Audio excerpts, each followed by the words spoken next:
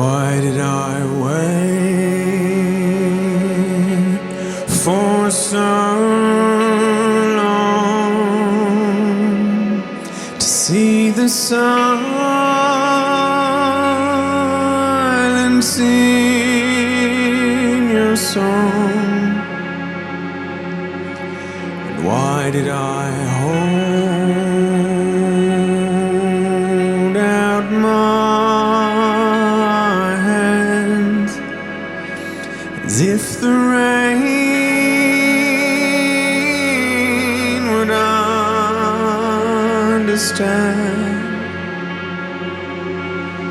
Why did I hide for so long to see the silence in your soul? And why did I hold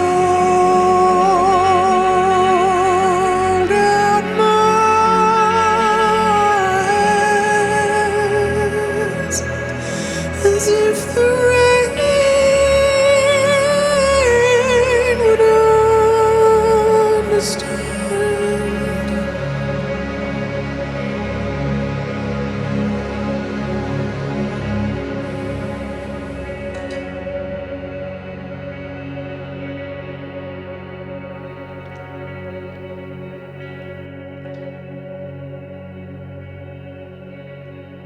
Here we are, on Wurundjeri land, stolen land.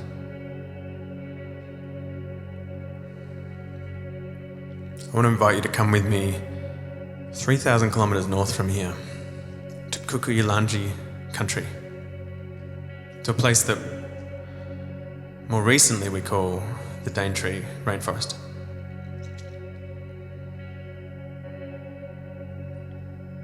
It's an amazing place. It's about 180, they think about 180 million years old. So it's really, really, really, really, really old. And before the heart of the Australian continent was dry and desert, rainforests like this covered much of the continent. When Australia was connected to other land masses as Gondwana land, rainforest like this was part of this continent. So in a way, the Daintree is a remnant of a time far gone. And the climate in that area means that it remains. And so it's incredible. There are an incredible amount of species that are endemic to the Daintree that exist nowhere else in Australia or in the world. There are a lot of endangered species and vulnerable and threatened species as well. It's about the size of Sydney, apparently. So it's pretty big. And it's beautiful. And I went there a few years ago and I went into the forest. I went up to Queensland for about a week and I went to the forest for 2 days and I stayed one night.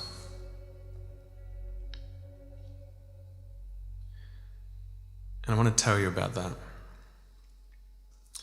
Some of the Daintree Rainforest, even though it's World Heritage listed, is on public land, and some of it's actually on private land. And I visited an area on private land, so there's no boardwalks through it, there's no charts or signage. And this section on private land is in amazing condition. So I was very lucky to be able to visit. And I visited the property owner at her house, and she took me and showed me the good spot to enter and pointed me in the right direction. We made sure I had compass and supplies, food and water, things like that. And she told me there's 3 things that I need to keep in mind. Tread lightly, take nothing with you, and leave nothing behind. And the 3 rules, if you like, for me to follow as I went into the Daintree. So I said, sure, of course. And she took me from her house to where the rainforest starts, and it was almost comical, like across a green classic paddock to this wall of rainforest, like huge wall, thick with different sorts of plants. And so I said thank you and bye to her, and I almost literally parted this green curtain and stepped inside the rainforest. It was beautiful in there. It was cooler than outside immediately because of the shade, obviously, and the plants.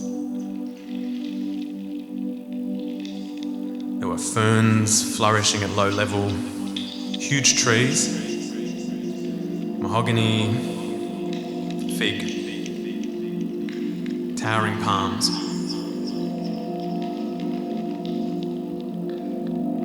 And connecting them all and chasing around them were vines from the ground to the top, stretching to the canopy. And the canopy was beautiful and thick, but let dappled light in.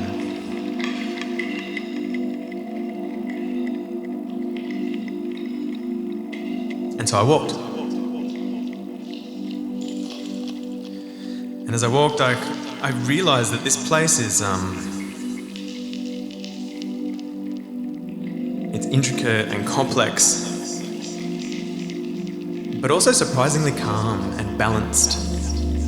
And the further in I got, the more balanced and calm it felt. And that had an effect on me and it helped me to feel calm. It was beautiful.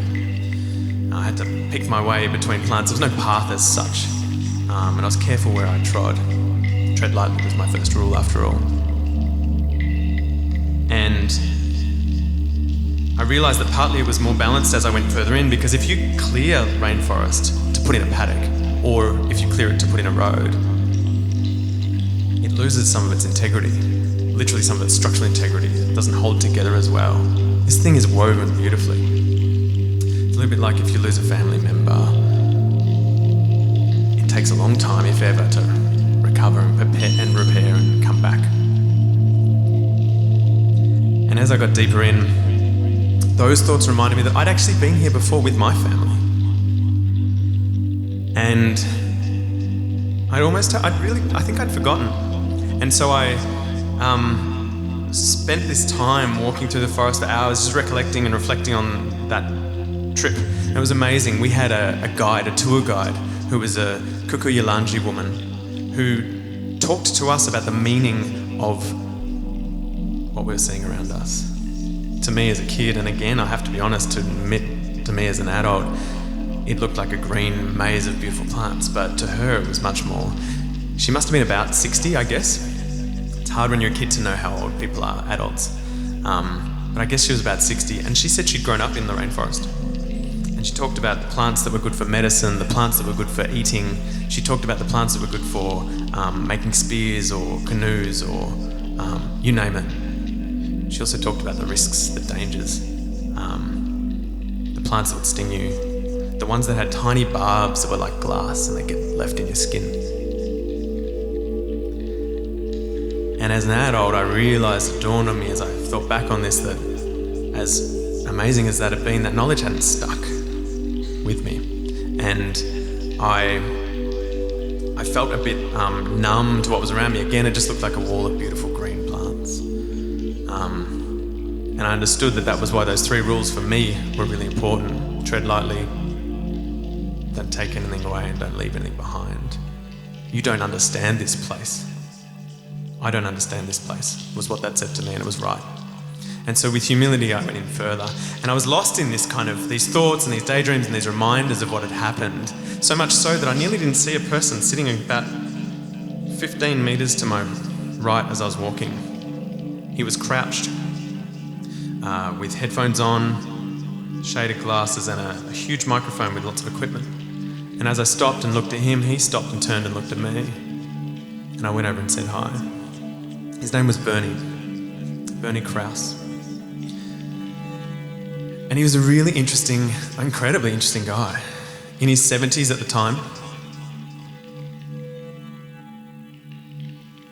He kind of looked a little bit like maybe what you might imagine Indiana Jones's uncle to look like. Ruggedly handsome, adventurous, but kind older man, you know. And so there he was, Bernie and I were sitting there and we chatted, and he told me about himself. He told me that he used to be a musician. He'd been involved in the Apocalypse Now soundtrack. He'd had something to do with George Harrison in the 60s. And since 1968, he'd been recording the wild sounds of nature. He'd been travelling all around the world, capturing with his beautiful audio equipment the sounds of wild nature. And that's what he was here to do, obviously. He had thousands and thousands of hours of audio, and he said, Matt, I'm noticing something, especially recently, that when I listen back at my audio, if I've been to a place several times, when I listen back, I can hear a strong difference. And he said there's a great silence. I still remember his words. He said there's a great silence washing over the natural world. He said the orchestra of life is being quietened. I thought those words were beautiful and profound. And we talked about what was happening, about extinction, about biodiversity loss, call it what you will, ecocide. And he talked about the fact, and we talked about the fact that 60% of wildlife has diminished since the 70s. So from the 70s to today, there's 60% less wildlife on the planet. And then if you, in fact, were to weigh all the animals on the planet, which I don't recommend it, but if you were to weigh all the animals on the planet, humans and domestic animals would make up 97% of all animals on the planet. 3% is the animal wildlife on the planet. Striking ideas, concepts, difficult to get your heart and your head around. And he said, Matt, if you would like, I could show you some audio that I've taken in a place. And he put his headphones on me and he shared with me this audio from Sugarloaf State Park in San Francisco. And it's over 4 years, captured in the same place at spring with exactly the same calibrations on the equipment and the same equipment. And the first sound you hear will be 2004.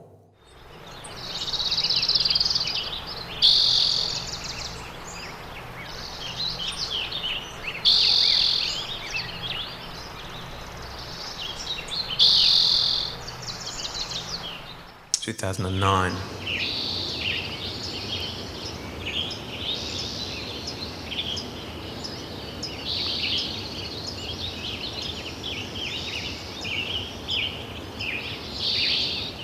2012. –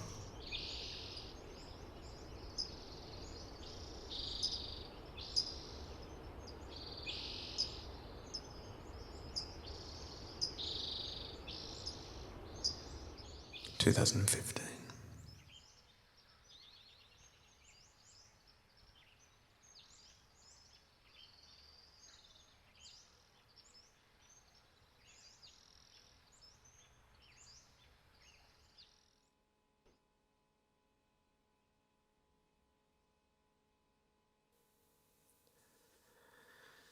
I feel a tightness here.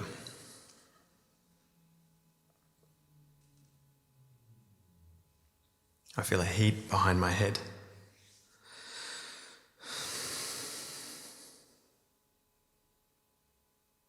I feel sad. Deeply sad. And I feel frustrated and useless.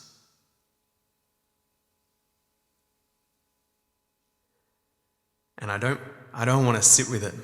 I can feel as I try and allow it, I feel it tingling up my arms.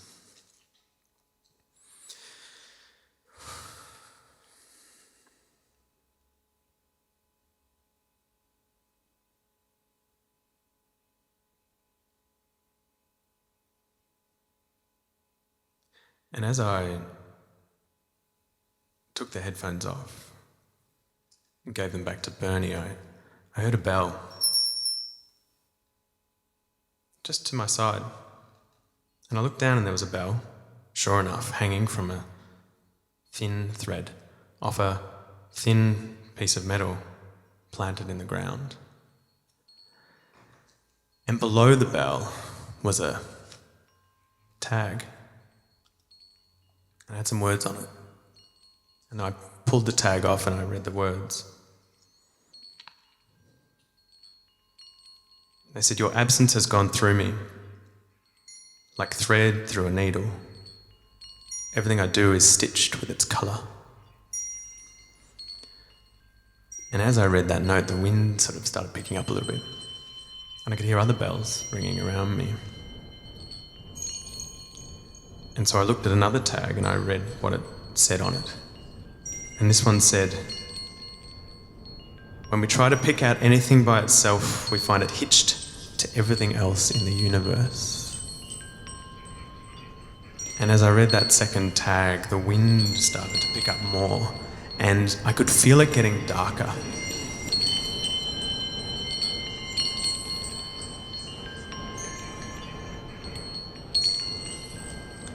And I could see now that I was surrounded by bells. That I hadn't seen them before, but they were beneath and in between plants, next to trees. Tens, maybe 100. And I grabbed a couple of other notes, interested to read what they were. I didn't know who'd put them here. Was it Bernie? I don't think so. I looked around for Bernie and he wasn't there anymore. And I read another note. It said, "Tell me what you see vanishing, and I will tell you who you are." And I started to feel kind of confused and tired. And this wind was getting kind of intense. And I'd seen one more note. I'd pulled it off and I had a quick look at it and it said, "The birds are silent in the woods, just wait. Soon enough, you will be too."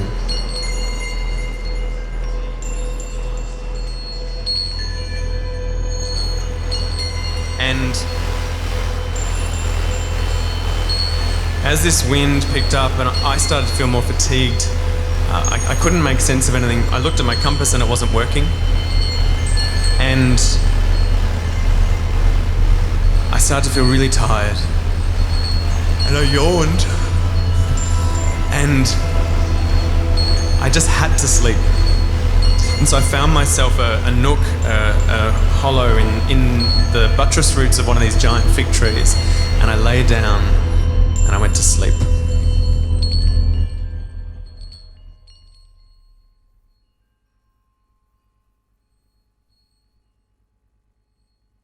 And I had a dream. I don't know how long I was out for, but it was a beautiful dream. The light was amazing and soft.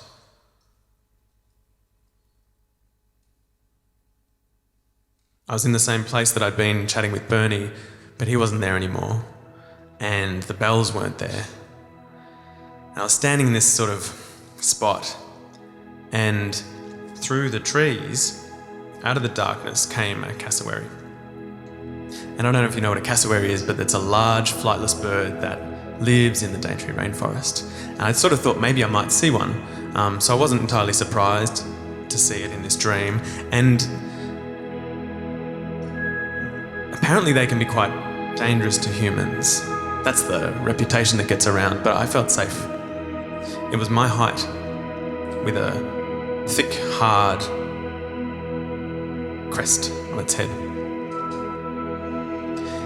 And as I stood in front of this cassowary, face to face, about a metre apart, for some reason I knew, just like you sometimes know in dreams what is happening, even if no one says, I somehow knew that if I asked it a question, I would get an honest answer back.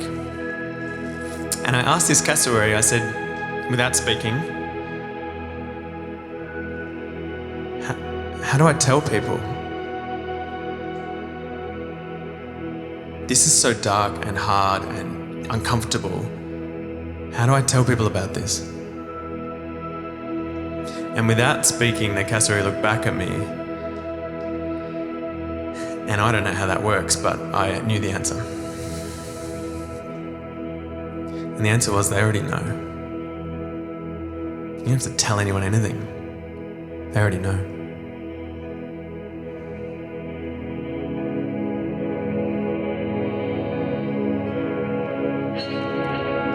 Everybody knows that the dice are loaded. Everybody rolls with their fingers crossed. Everybody knows that the war is over. Everybody knows the good guys lost. Everybody knows the fight was fixed. The poor stay poor, the rich get rich. That's how it goes. Yeah, everybody knows. Everybody knows that the boat is leaking. Everybody knows the captain lied. Everybody's got this broken feeling, like their father or their dog just died. Everybody's talking to their pockets. Everybody wants a box of chocolates and a long stem rose. Yeah, everybody knows.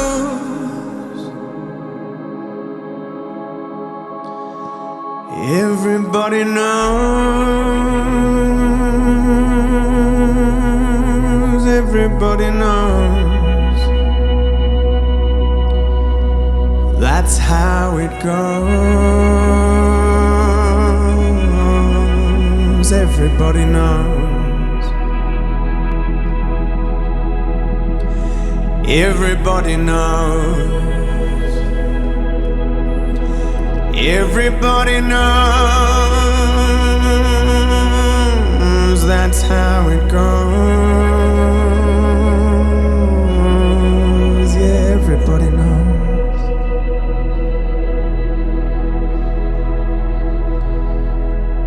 Everybody knows that the plague is coming. Everybody knows that it's moving fast.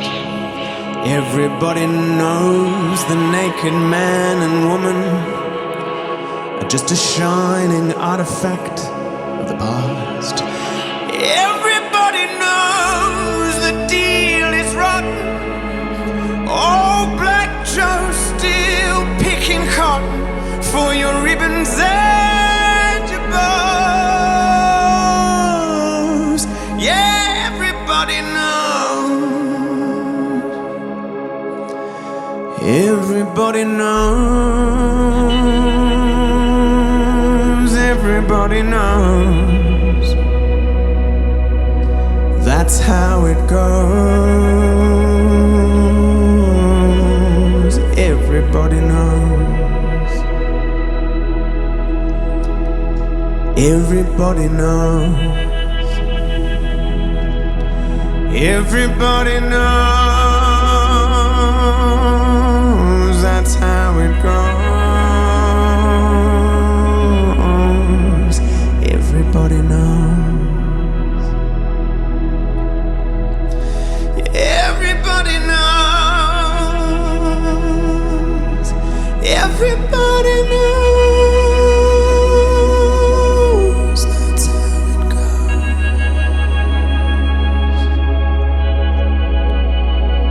Everybody knows.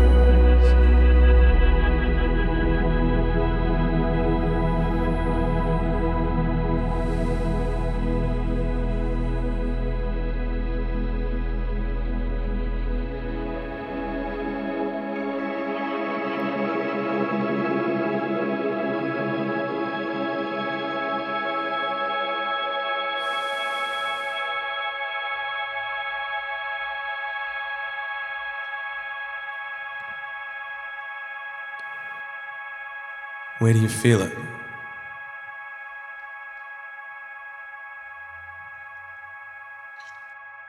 What does it feel like?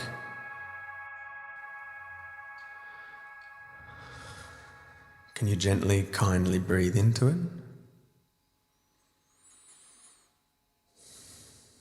What shape is it? Is it large or small? Firm or yielding?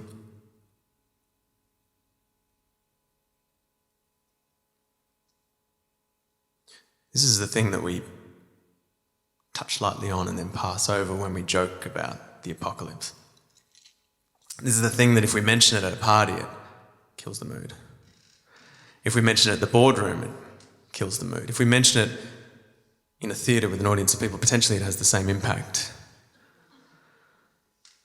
This is that thing. This is the thing that spawns disaster flicks like The Road, and books like The Road, and science fiction films like After Earth starring Will Smith about humans leaving the planet. This is the thing that drives that Tesla guy, whatever his name is, to try and work out if we can colonise other planets. We know it's there. And it affects us.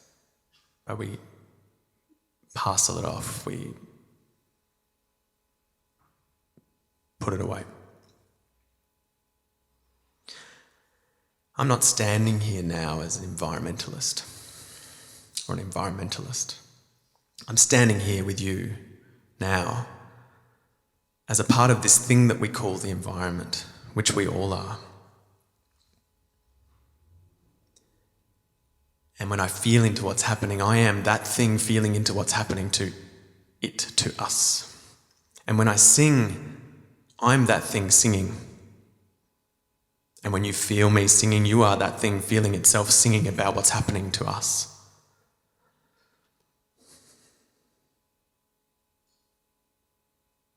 And it's okay. I'm not here with a 5-point plan or a set of actions. We're not about to pull out a PowerPoint presentation or a whiteboard. Sorry for those who are disappointed. What I want to do tonight is just to say simply what I would like someone to say to me with this, which is, I know. Which is, I feel it too. Which is, I don't know what to do either. But that I know that not feeling it serves none of us at the end of the day.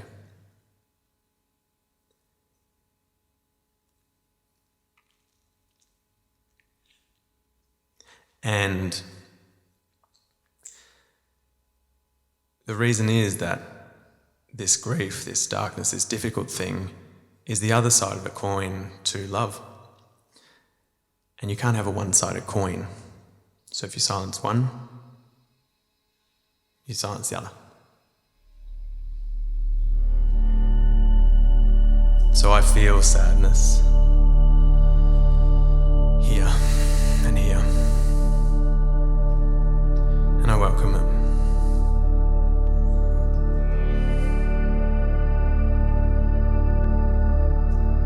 I feel love here and I welcome it. I feel angry and frustrated and like I want to do something positive, and I welcome it.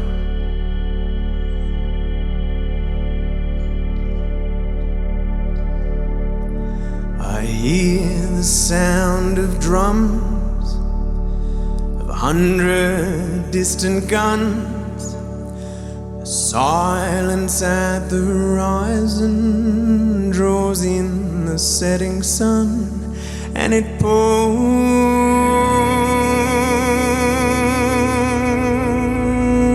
me under. It's not a wonder if I leave. It's a wonder I was ever here at all.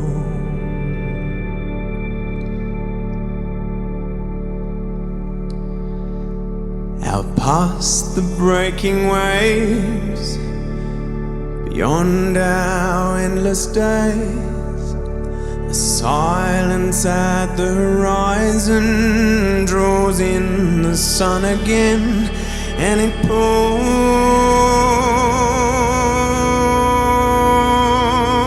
pulls me under. It's not a wonder if I leave. It's a wonder I was ever here.